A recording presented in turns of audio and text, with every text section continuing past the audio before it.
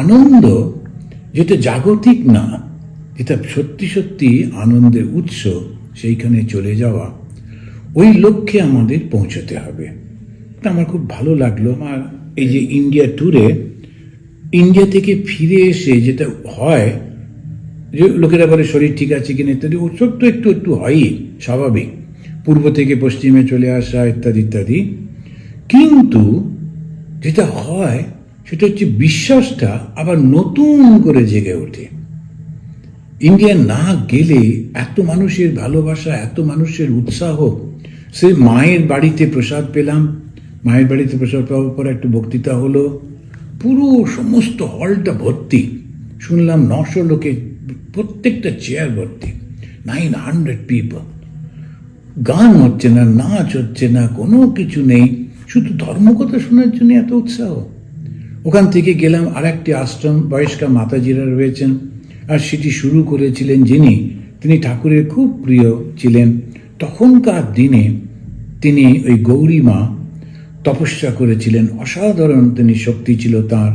ওই গৌরী মাকে নিয়ে বেশ কিছু মহিলা রয়েছেন, স্কুল চালাচ্ছেন, যতটা পারছেন সেবা করছেন, আর নিজেরা সুন্দর জীবনযাপন করছেন।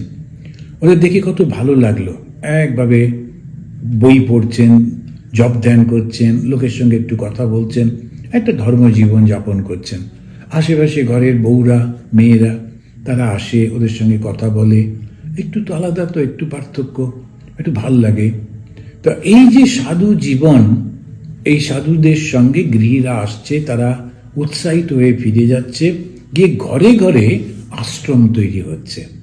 তা আমি সেই অনেক আগে থেকে আমার মনে হয় একটা সেই স্লোগান দিতে, যে ঘরে ঘরে আশ্রম গড়ে তুলুন।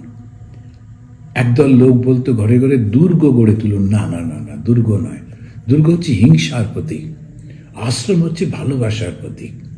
তো ভালোবাসা গড়ে তুলতে হবে, ঘরে ঘরে আশ্রম থাকবে, সেখানে ওই দেবতারা থাকবেন, ভালো সৎ চিন্তা থাকবে, ভালো জীবন থাকবে। আর যে যাচ্ছে সে ওখানে গিয়ে মনে হবে না না, আমাকে আর একটু ভালো মানুষ হতে হবে, আমি আরো অন্যদের জন্য প্রার্থনা করব, অন্যকে ভালোবাসবো, বোঝবার চেষ্টা করব। আর ধীরে ধীরে আমার অহংকারটা দূর করে আমি একদিন আনন্দের উৎস হয়ে যাব, আমি দেবতা হয়ে যাব। তাই স্বামীজি যখন বললেন এবার দেবতা হইতে হইবে, দেবতাই আমরা হব। তো আপনাদের সকলকে ধন্যবাদ, খুব ভালো থাকুন, আর এই জীবনটাই যেন আমাদের শেষ জীবন হয়, আর এই খেলার মধ্যে আসবো না।